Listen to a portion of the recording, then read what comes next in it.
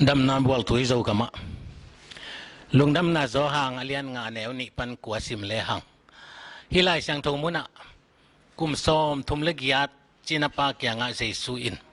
na dam nuamiam achi takte dam nuam mai achi jiao ding pen chilovin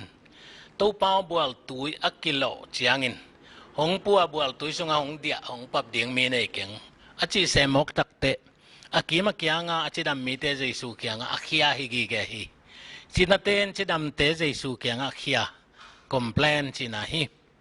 tuni na jesuin kum som thum le giat ton tung chinapa lup na pen nu se sakhet lowin apoding in sol chi cha thi chinapan jong kum som thum le giat ton tung akisom ngei lo kalup na nin lua ui lua ki huai lua chi se lo gen tam se lowin jesu sol na bangin popa lel hi to ma bangin dam lo mang tang kha te nu se lawa jesu kya nga tun pi ding pen achi dam apiang thang mi te tawon mo puak lian pen hi hila pen kajian ngak lai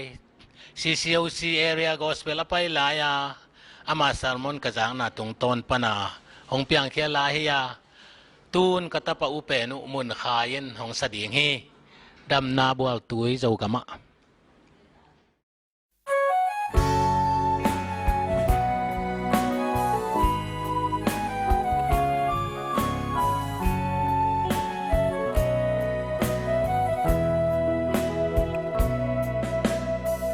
Jerusalem tu kong pigeya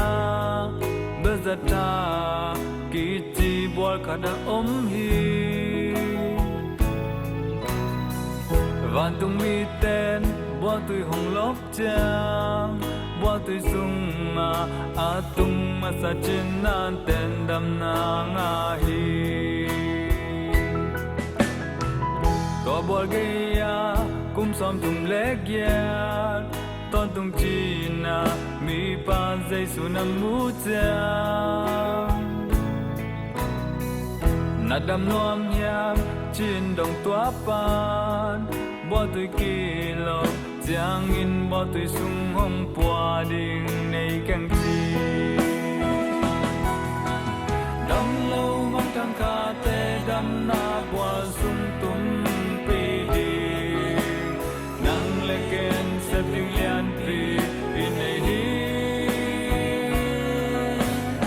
i kwai tui le i pol pi sunga dam na bo tui ei sunga mom ta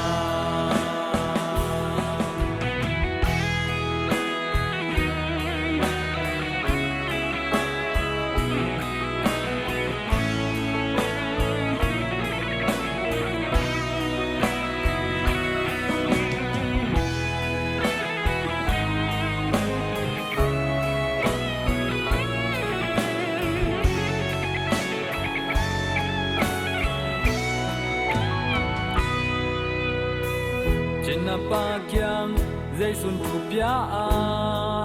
toin la na lum na poin pain chi china pa zong jaisu khupyak bang thakhat in toin na lum na pwa in pai pa hi china pa kum som tum ya ton tung alumna lucia hello in a puak bang nang zom chi dam piang thang na hi le nakima dam lo mang thang te